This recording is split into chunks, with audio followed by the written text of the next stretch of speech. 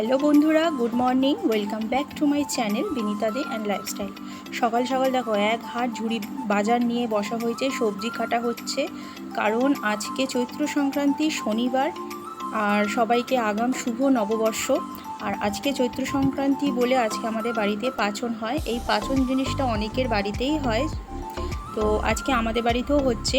তো সকাল থেকে উঠে সবজি কাটাকাটি শুরু হয়ে গেছে। তো মা একাই কাটছিল, তো আমি বললাম দাও আমি কিছুটা কেটে দিই। তো দুজনে মিলে শেয়ার করে সবজি কাটা হচ্ছিল। তো ওদিকে মা বলছিল যে কি কি দেবো কি কি না দেবো। তো আমি বললাম যা যা আছে সব কিছু একটু একটু করে দিলে অনেকটাই হয়ে যাবে।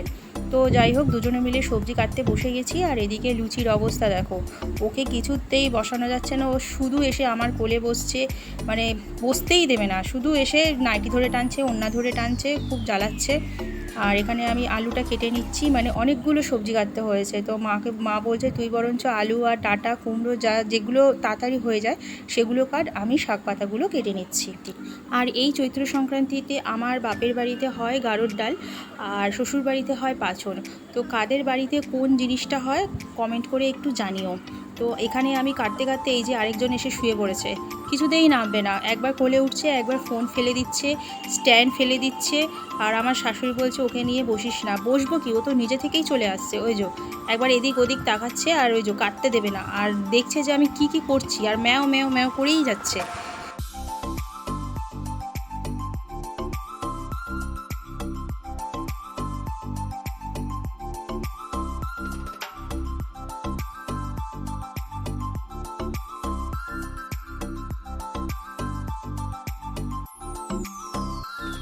তো ওদিকে সব সবজি কেটে মানে কাটা হয়ে যাওয়ার পর আমার শাশুড়ি বললো তো একটু তাহলে আদাটা কুড়িয়ে দে। আর আমি এখানে আদা কুড়িয়ে দিয়েছি, আর কিছু লঙ্কা ছিল সেগুলো ছিঁড়ে ফেলেছি।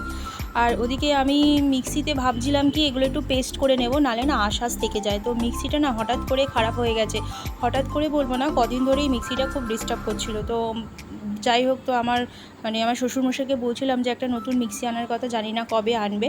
তো এদিকে আমি কোরাতে কোরাতে ওই যে আরেকজন চলে এসছে, বলে আমিও ভিডিও করব। তো আমি বললাম কর। তো এসে দেখাচ্ছে যে হাই হ্যালো কেমন আছো বন্ধুরা। ওর এইগুলো দেখলেও আমারও হাসি পাচ্ছে। আর সকালে টিফিনটা করতে সেদিনকার দেরি হয়ে গেছে, নিয়ে নিয়েছি টক দই চিড়ে, আর সাথে একটা লেবু পাতা। আর যেহেতু ওদিকে হচ্ছে সবজি, আর এখানে তো ঘরে রান্না করতে হবে, দুপুরবেলা খেতে হবে, তো সেই জন্য ভেজে নিচ্ছি নিরামিষ শনিবার। তো এখানে নুন হলুদ দিয়ে পটলটা মাখা হয়ে যাওয়ার পর আমি এখানে গরম তেলে পটলগুলো ছেড়ে দেওয়াতে তো পটলগুলো ভাজা হতে থাক। আর এখানে দেখাই যে আজকে রেসিপি কি আছে। তো আজকে রেসিপি হচ্ছে টক ডাল, মটর ডাল দিয়ে আম দিয়ে, যেহেতু আগের দিন নীলষষ্ঠী গেছে তো পরের দিন টক ডাল খেতে হয়। তো এই যে টক ডাল করেছি, আর ওখানে হচ্ছে উচ্ছে ভাজা, আর ওদিকে তো সবজি হচ্ছেই, আর এদিকে হচ্ছে পটল ভাজা, ব্যাস।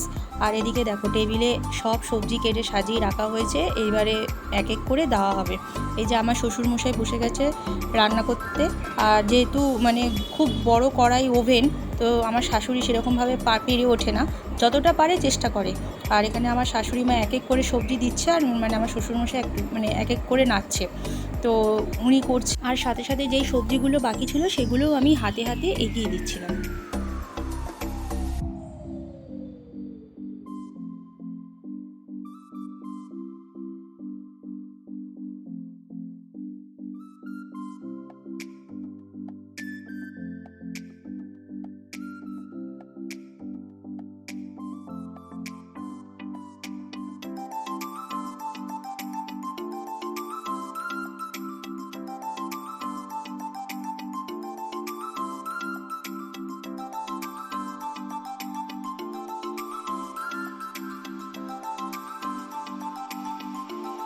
তো এদিকে আমার শাশুড়ি মা শাক পাতা ধুতে বসে গেছে। আর শাক পাতা দেখবে যত ধোবে তত বালি বেরোবে। তো আমি বললাম যে তাহলে এক কাজ করো, তুমি আমাকে হাতে হাতে এক এক করে দিতে থাকো, আমি তাহলে ওগুলো বাবাকে এগিয়ে দিই। কারণ গরমের মধ্যে রান্না করতে না ভীষণ কষ্ট হয়। তার উপরে অত বড় কড়াই, অত বড় ওভেন, পুরো মুখের সামনে দিয়ে রান্না করাটা যারা করে তারাই বোঝে। আর এদিকে হয়ে এসছে প্রায়, দেখো অনেক সব কিছু মজে গেছে, এবার নামানোর পালা। তো প্রায় কমপ্লিট।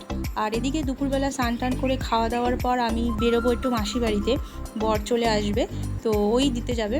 তো এদিকে আমি ভাবছিলাম কি মানে যেহেতু খাওয়া দাওয়া হয়ে গেছে কিছু ফল ছিল, ভাবলাম ঠিক আছে তাহলে ফলটা খেয়ে তা মাসি বাড়িতে যাব, মানে যেহেতু সবজিটা হয়েছে। আর এদিকে একটা কাণ্ড ঘটে গেছে, আমাদের ফ্রিজটা হয়ে গেছে খারাপ, তো সবজি রাখা মানে সেরকম রাখতে পারবো না, এই মানে সবাইকে দিয়ে দিতে হবে বেলাবেলি, নালে নষ্ট হয়ে যাবে এত কষ্ট করে করা।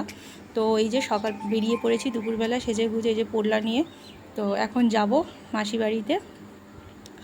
আর ওদিকে দেখো বর গাড়ি বের করছে, গাড়িটা মুছছে, আসলে গ্যারেজে থাকে তো ধুলো টুলো পড়ে যায়। তো যাওয়া যাক। তো তোমাদের সাথে কথা বলতে বলতে দেখো এই যে রাস্তায় বেরিয়ে পড়েছি বাড়ির গলিতে, এ তো ওদিক থেকে বর গাড়ি নিয়ে বেরোচ্ছে। তো গাড়িতে উঠে পড়েছি দেখো, তো রাস্তায় প্রচুর রোদ। তো যাই হোক, তো আজকের মতো ব্লগটা এখানেই শেষ করছি, তো দেখা হবে নেক্সট কোনো ব্লগে। তো আজকের মতো টাটা।